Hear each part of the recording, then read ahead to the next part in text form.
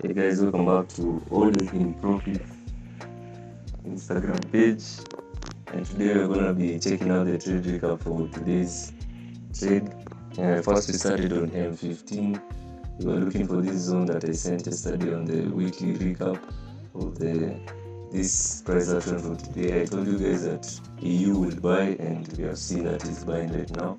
So we use this 15-minute demand zone as a point of entry. So this is how I got the entry for today. There was first this liquidation that was here.